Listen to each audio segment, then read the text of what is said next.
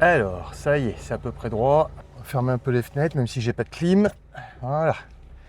Allez, on est parti. Alors, aujourd'hui, j'ai envie de vous parler d'une chose assez importante à mes yeux.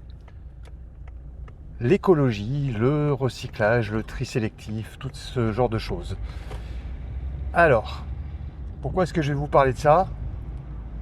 Et pourquoi est-ce que vous pouvez m'écouter là-dessus?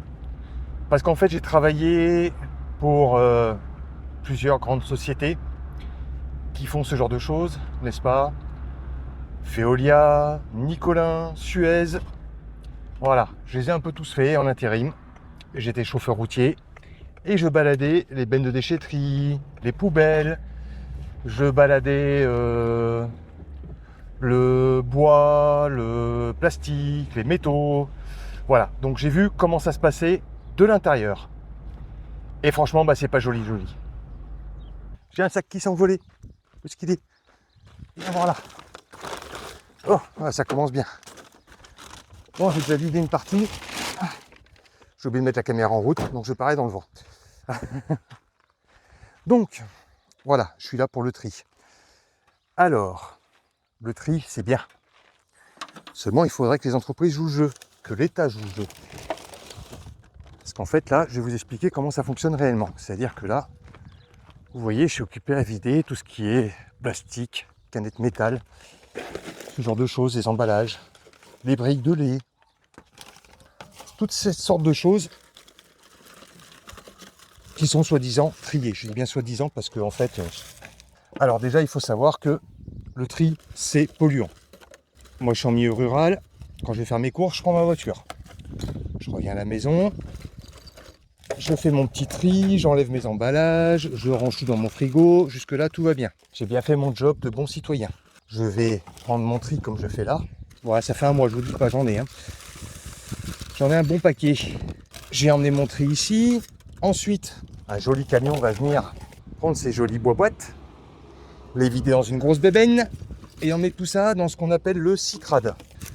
Le citrade, c'est un endroit où il y a une espèce d'énorme machine à laver qui trie les déchets. Alors ça, par exemple, ça passe pas ça, au citrade. Alors, donc tous ces déchets vont au citrade, c'est pseudo-trié quand il y a de la place au citrade. Parce que ça arrive fréquemment que les citrades soient pleins, parce qu'il n'y en a pas assez. Donc après, ça va où? Incinérateur, enfouissement, ça dépend des endroits. Ici dans le coin, ça va beaucoup à l'enfouissement. À Chatuzange, là-bas, sur la colline sur laquelle je roulais. Je vous mettrai des images de moi dans mon camion si je les retrouve. Et en fait, le gros problème de tout ça, c'est que mettre à l'enfouissement, c'est bien, mais comment on fait après? Et bien après, on remet un peu de terre par-dessus et puis voilà. Et c'est bon. Ça devient une jolie colline boisée. Est-ce que c'est sain? Est-ce que c'est propre? J'en sais rien, mais n'empêche qu'ils ont gagné d'argent sur les trajets, sur la vente de biogaz, parce que voilà, on récupère les gaz, bien sûr, parce que tous ces déchets, ça produit du gaz, et ce biogaz, ça vaut de l'argent, donc on le revend. Alors je dis pas que c'est mal de trier, bien au contraire, parce qu'il y a quand même une partie quand même significative, je dirais aux alentours de 30% qui est réellement retriée. Mais le problème, c'est que les citrades et compagnie, quand ils ont fini leur tri, qu'est-ce qui se passe? Ils mettent tout dans sur des grosses balles bien ficelées, bien compactées. Ils font venir des semi-remorques qui emmènent tout ça dans des ports à droite à gauche.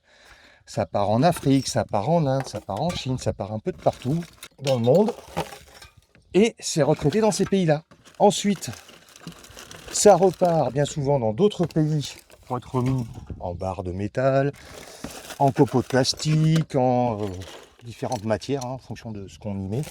Des spécialités de chaque pays a sa spécialité, et ensuite ça peut revenir sous forme de produits manufacturés en Europe. Les gros bateaux là qui baladent toutes ces matières, ça pollue à mort. Alors pourquoi est-ce qu'on fait pas ça en France? Alors là, je pense qu'il faut poser la question à toutes ces grosses boîtes, à nos politiques, pour savoir un petit peu, parce que moi je vous dis, moi je les ai vus tout ça, j'ai vu de l'intérieur. J'ai des images, mais j'ai appris que je ne pouvais pas les montrer sous peine de procès, donc je ne les montrerai pas, désolé. Mais je peux vous dire que c'est pas bien fait. C'est pas bien fait, il y a moyen d'optimiser tout ça. Déjà, j'ai vu que dans certaines villes, ils allaient remettre la consigne pour les bouteilles en verre. Je trouve ça juste génial. T'as ta petite consigne, tu vas porter tes bouteilles en verre, on te donne quelques centimes d'euros, ça t'incite à le faire. Et franchement, utiliser le verre, ce serait quand même bien plus propre pour la nature.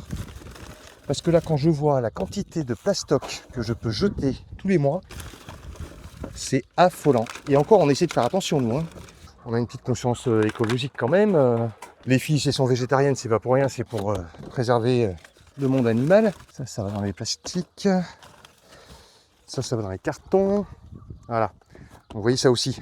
Faites attention à ce que vous faites. C'est marqué dessus. Il y a des petits panneaux et tout. Parce que j'en vois qui arrivent, qui jettent le sac dedans sans trier, sans rien du tout. Et après au Citrade, et ben, ça part tout en refus de tri. Et ça part tout à l'enfouissement. Ou à l'incinérateur là-bas. À Lyon, pour nous, à Grenoble aussi, il y en a un. Je les ai fait aussi, les incinérateurs. Hein. C'est pas joyeux. Hein. Ah, les déchets d'activité de soins. Dasserie, ça s'appelle. Déchets d'activité de soins. Alors ça aussi, c'est une belle merde. Ça part tout à l'incinérateur. Je peux vous dire que ça pue hein, aux alentours. Quand j'allais du côté de Saint-Rambert-d'Albon, là-bas, là, il y a un gros incinérateur là, qui fait tout ça. Oh, vous avez des bacs jaunes à perte de vue sur le parc. C'est absolument infect. Mais bon, c'est pareil, il faut bien éliminer ça. Il y a des risques infectieux. Ça s'appelle Dasserie, c'est pas pour rien. C'est déchets d'activité de soins à risque infectieux. En combinaison avec un respirateur limite en période de grosses infections, de gastro, de grippe, voilà. Quand il y a des grosses épidémies, je vous dis pas, hein, c'est folklore. Je faisais pas pendant le Covid, pendant la crise du Covid. J'ose pas imaginer comment ils ont dû être bien embêtés. Tiens, j'en gardais un, ça sert toujours ces sacs. Ça, c'est de la récup. Sac de boulangerie. Finir de jeter tout ça. Alors oui, bah, malgré que je sache tout ça, je continue à faire mon tri. Je continue à le faire et je vous incite vivement à le faire parce que malgré tout, il y a quand même, en fonction des régions, en fonction de plein de paramètres, entre 25 et 40% qui est réellement retraité. Donc, ben, autant le faire, ça sauvegarde un peu la planète. Il faut se dire que la planète qu'on va laisser nos enfants est déjà pas mal abîmée.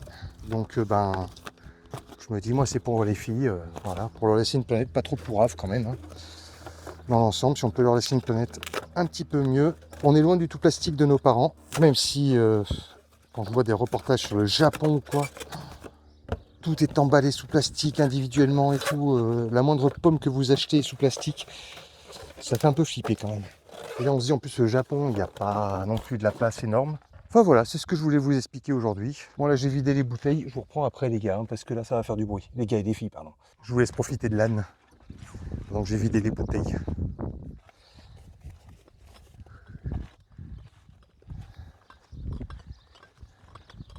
Et il y a pire comme endroit pour faire son tri quand même. Hein. C'est quand même bien agréable.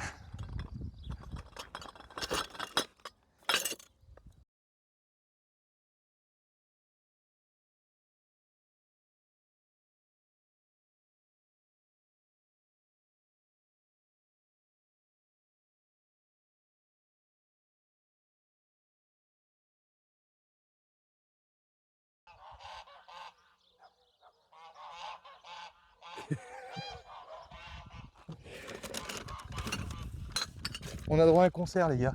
J'ai enlevé le chapeau. Ouais, j'ai laissé pousser les poils de tête pour une vidéo UGC. D'ailleurs je pense que je vais baisser en quantité en UGC parce que je me dis qu'il n'y a plus trop d'avenir là-dedans. Alors si, s'il y a des grosses prods à faire, je les ferai, mais sinon non. Sinon je pense que je vais me limiter au nettoyage de fenêtres et de canapés tissus, tapis. Bon ben j'espère que vous en aurez appris un petit peu sur le tri, que malheureusement c'est pas si joli que ce qu'on essaye de nous faire croire. J'espère que le micro vous m'entendez bien. Bah clairement, hein, y a encore du boulot à faire. Faut que tout le monde se bouge un petit peu, je pense, pour qu'on y arrive. Et puis bah il y a moyen de faire de belles choses. Hein. En France, on a des idées à ce qui paraît. On n'a pas de pétrole, mais on a des idées. Mettons-les en pratique ces idées et puis essayons de faire un peu bouger les choses. Bon bah petite vidéo un peu, pas coup de gueule, mais un petit peu quand même. J'avance sur le projet dont je vous ai parlé la fois dernière, donc des chalets. J'avais envie d'appeler ça chalet. Attendez, je vais fermer les fenêtres parce que là on va pas s'entendre. Chalet Vermeil. Je trouvais que c'était sympa, chalet Vermeil pour la carte Vermeil des retraités. Alors, bah tiens, dites-moi en commentaire un peu ce que vous en pensez de cette idée. Voilà, j'avance. C'est de plus en plus dans des choses qui seront faisables. Donc, bah, on va voir. On va voir ce que ça donne dans les semaines à venir.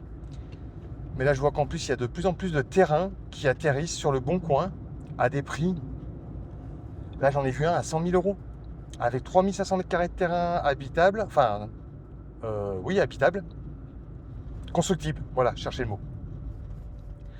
Et 1,5 hectare de terrain à côté, dont un demi-hectare de bois. Moi, je me dis, mais c'est parfait. Du bois pour se chauffer, parce que vu que ce sont des logements ultra isolés, ces petits chalets, ça demande très peu pour le chauffage, donc un tout petit poêle permettrait de chauffer quasiment l'intégralité du logement. Des panneaux solaires pour l'électricité, voilà, je pense qu'il y a moyen de... Il y a moyen de faire des choses sympathiques. Il y a moyen de faire des choses sympathiques. Ça avance tout doucement. Je prends un peu du temps pour ça. Et puis là, si vous êtes entre Romans et Haute-Rive, eh ben vous allez voir des publicités pour mon service de nettoyage. Parce que je vais développer ça à fond, parce que je sais que ça c'est scalable, comme on dit dans le business. C'est-à-dire qu'en gros, je vais pouvoir le développer, embaucher, et même éventuellement à terme mettre quelqu'un à la tête de cette entreprise et moi me délester du travail petit à petit. Voilà. Donc bah écoutez, voilà. Tout ça, vous allez tout voir ici. On va parler business, on va parler bricolage, on va parler mise en place, on va parler démarchage d'entreprise. Franchement, il y a une multitude de choses dont on va pouvoir parler, mais là j'avais envie de vous parler de ça depuis un petit moment. Et bah voilà, je me dis que c'était l'occasion. Bon bah sur ce, moi je vous laisse parce que j'arrive à mon bureau de tabac. Et oui, je fume toujours. Donc voilà. Allez, à la semaine prochaine pour une prochaine vidéo, ou à bientôt, parce que là, je vais peut-être la sortir mercredi, celle-là. On verra, parce que là, en fait, on est dimanche, la dernière vidéo vient de sortir, et je me dis que c'est peut-être l'occasion d'augmenter un peu le rythme en faisant ce style de vidéo. D'ailleurs, ben, dites-moi, tiens, si ça vous intéresse, ce style de vidéo comme ça, juste face caméra, avec un peu de... Juste la vie, quoi, en fait, la vie, simplement.